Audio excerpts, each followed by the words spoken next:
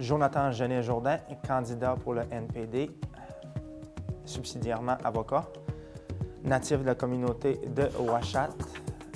J'ai étudié ici, j'ai fait mon secondaire à Sept-Îles, mon cégep au cégep de Sept-Îles. J'ai fait mon droit à partir de 2001 à 2004 à l'Université Laval. J'ai fait mon barreau en 2005-2006 et j'ai été assermenté à titre d'avocat en février 2007. J'œuvre principalement en défense aux criminels et je fais un peu de psychiatrie, un peu de droit civil. J'ai ouvert mon propre cabinet d'avocat qui est situé aux Galeries Montagnaises en octobre 2010. Maintenant, mon intervention auprès de la population de Manicouagan et mon intervention à titre de représentant du NPD va être axée sur un nouveau contrat social. En fait, c'est une nouvelle dynamique qui doit s'inscrire dans la circonscription de Manicouagan, une dynamique qui est surtout axée sur les rapports humains et les rapports qu'entretiennent les gens avec les éléments et la nature et l'environnement.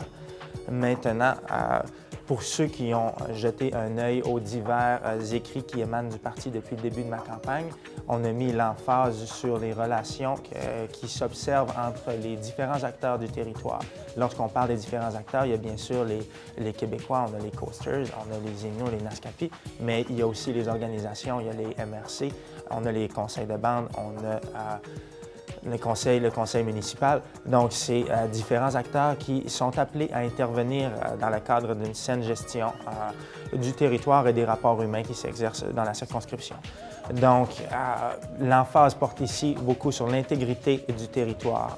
On comprend qu'il y a une vague de développement qui vise Manicouagan à l'heure actuelle, mais cette vague de développement-là ne pourra jamais faire abstraction de la nature humaine des activités et de cette facette-là sociale qui est intrinsèque à chacune des initiatives de développement et à chacune des initiatives d'exploitation des ressources du territoire. Trop souvent, on voit que les considérations économiques priment sur les considérations sociales et c'est une source de tumulte et une source de dégradation du tissu social, le tout étant interrelié.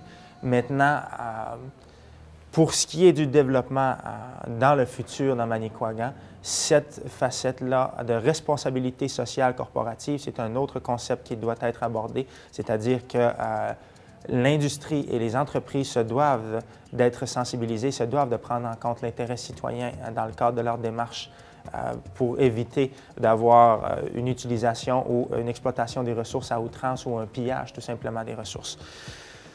Maintenant, lorsque l'on parle d'action concertée, c'est ainsi que vont s'orienter les actions sur le terrain selon ma vision de la gestion du territoire et de la gestion de Manicouagan en général, c'est-à-dire que chacun des différents paliers, chacune des autorités, des entités administratives qui siègent ici en Manicouagan seront appelés à concerter leurs efforts. Il faut éviter le plus possible de vivre dans les grandes solitudes et de se figer dans un mutisme ou tout simplement d'être protectionniste, c'est-à-dire que les gens vont devoir partager l'information, les différents paliers de gouvernement et les différentes autorités vont devoir mettre leurs efforts en commun afin que cette information-là passe. Si on considère que les conseils de bande reçoivent des demandes de consultation pour les projets qui visent les territoires ancestraux des communautés, ces informations-là mériteraient fortement d'être partagées avec l'ensemble de la population afin que tous soient bien au courant des initiatives et des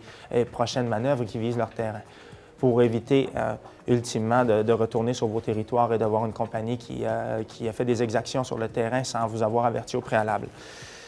Maintenant, pour le final, je vous invite à participer en grand nombre. On voit déjà qu'il y a eu une hausse marquée dans la participation au processus électoral pour cette année. Je vous incite fortement à vous impliquer, peu importe le parti au final. Bien sûr, je milite pour le NPD, mais vous êtes l'ultime maître de votre destinée. En ce sens, vous serez appelé à aller voter le 2 mai prochain. J'incite la jeunesse aussi, qui a été assez réceptive à mon message jusqu'ici.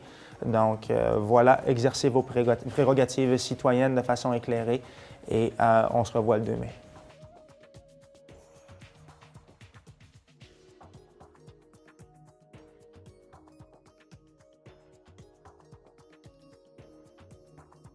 De opté pour le nouveau Parti démocratique de M. Jack Layton. Demain, jour de vote fédéral. Nouveau Parti démocratique, NDP.